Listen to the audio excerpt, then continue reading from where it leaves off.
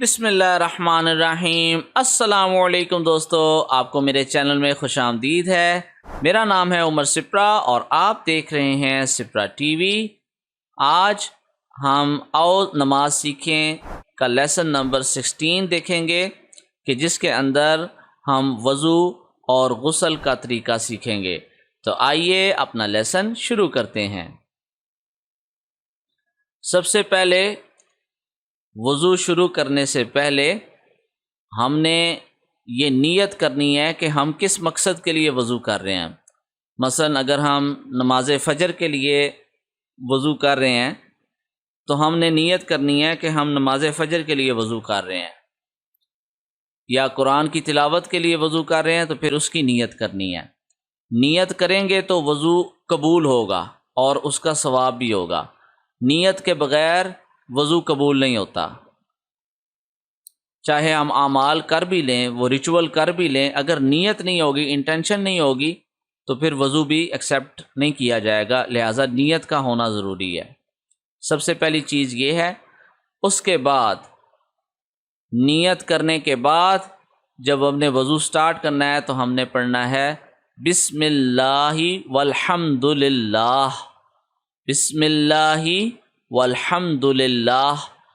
और इसके पढ़ने का फ़ायदा ये है कि जो बंदा इसको पढ़ के वज़ू करेगा, जब तक उसका वज़ू कायम रहेगा, नेकी का फ़रिश्ता उसके लिए नेकियां लिखता जाएगा। एक फ़रिश्ता तैनात कर दिया जाएगा, एक या दो फ़रिश्ते, अगर मुझे बात भूल रही है तो अल्लाह माफ़ करे, लेकिन एक या दो फ़रिश्ते जो हैं उसके तैनात कर दिए जाएंगे जो उसकी नेकियां लिखते रहेंगे।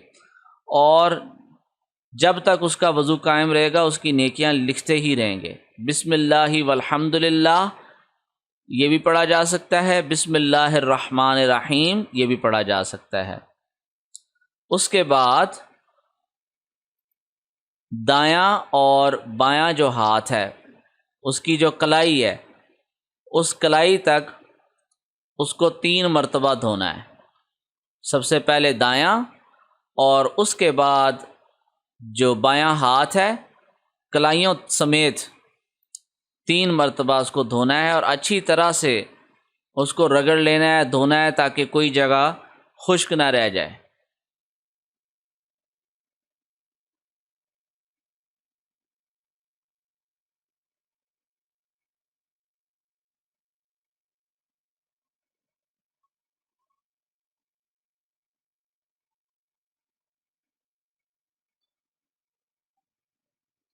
उसके बाद अपने दाएं हाथ में चुल्लू भर पानी डाल के मुंह के अंदर डालना है और 3 मरतबा कुली करनी है। 3 मरतबा इसी तरह पानी डाल के कुली करनी है।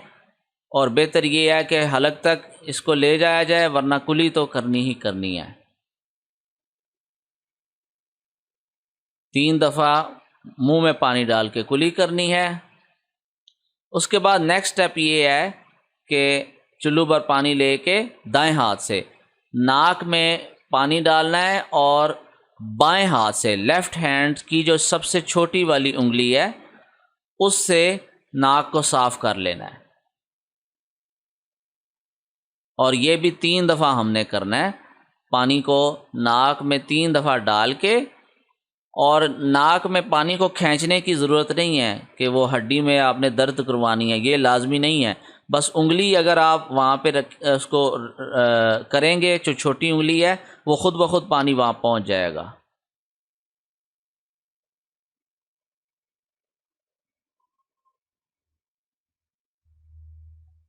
उसके बाद अगला जो स्टेप है वो है कि हमने चेहरे के ऊपर पानी जो है वो 3 मरतबा फेरना है।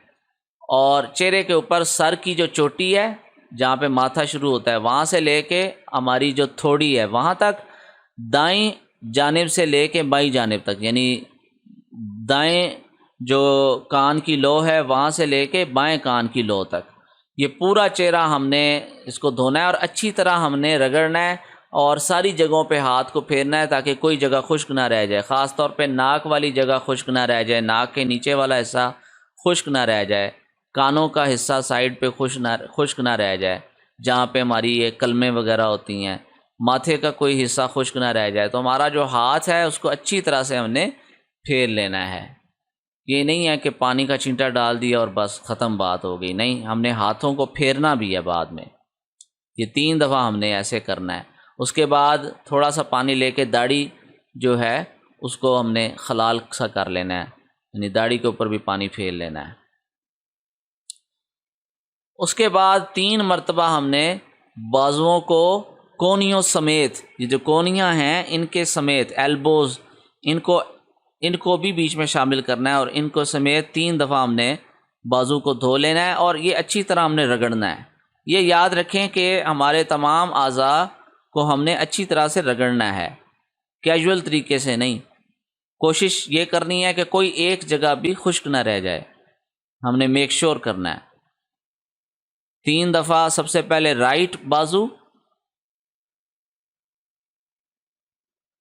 اور اس کے بعد 3 مرتبہ جو ہے وہ لیفٹ بازو ہوگا۔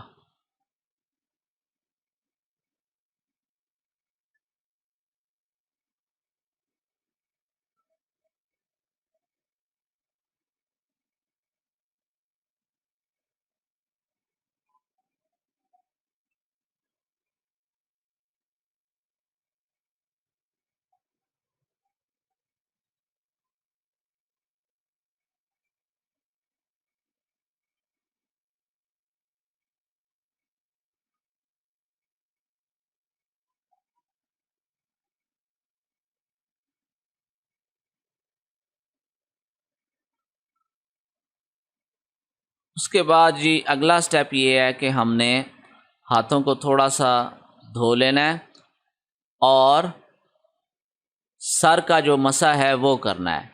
مسح کرنے کا طریقہ یہ ہے کہ اس طرح کی ہم نے دونوں ہاتھوں کی شیپ بنا کے اپنے سر کے اوپر سے فرنٹ سائڈ سے پیچھے کی طرف اور پھر بیک سائڈ سے آگے کی طرف ہم نے ہاتھوں کو پھیر لینا ہے۔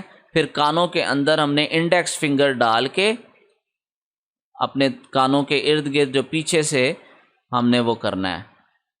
یہ سائیڈ پوز آپ دیکھ سکتے ہیں،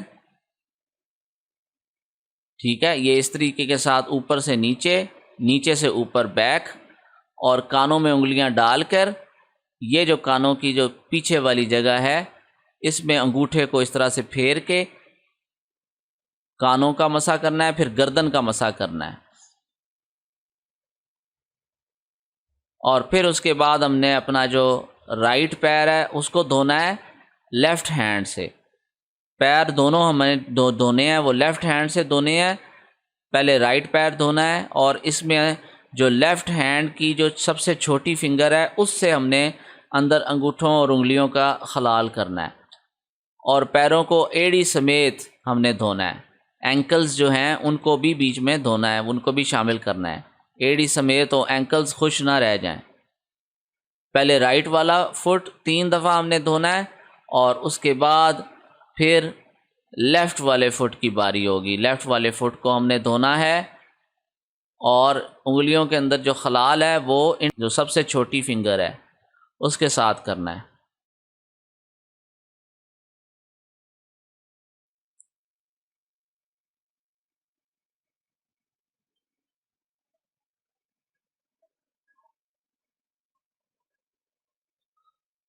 اور وضو کو ختم کرنے کے بعد ہم نے اس کے خاتمے کی جو دعا ہے وہ پڑھنی ہے۔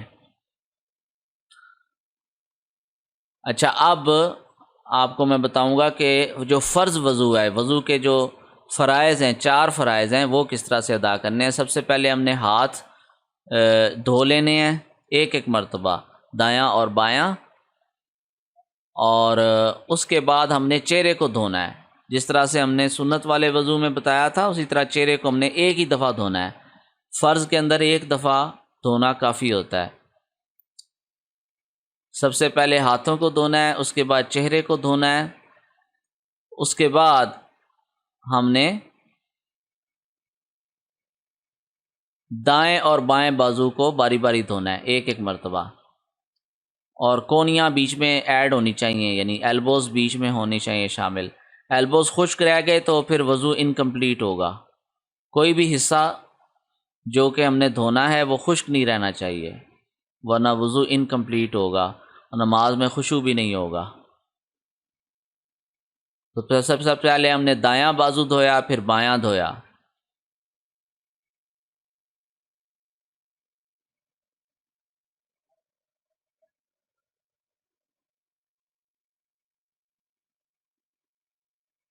اس کے بعد ہم نے سر کا مسح کرنا ہے، تھوڑا سا ہاتھ وغیرہ دھو کے سر کا مسح 1/4 حصہ، یعنی 1/4۔ اگر سر کے 4 حصے کیے جائیں تو فرنٹ والا جو ایک حصہ ہے اس کو بس ہاتھ پھیر کے واپس لے آنا ہے، اور اس کے بعد ہم نے پیر دھونے ہیں۔ یہ 4 فرائض ہیں جو وضو کے فرائض ہیں۔ اگر فرض وضو کرنا ہو، مثلا پانی تھوڑا ہو یا کوئی اور مسئلہ ہو، جلدی ہو، تو فرض وضو جو ہے وہ اس طرح سے کیا جاتا ہے۔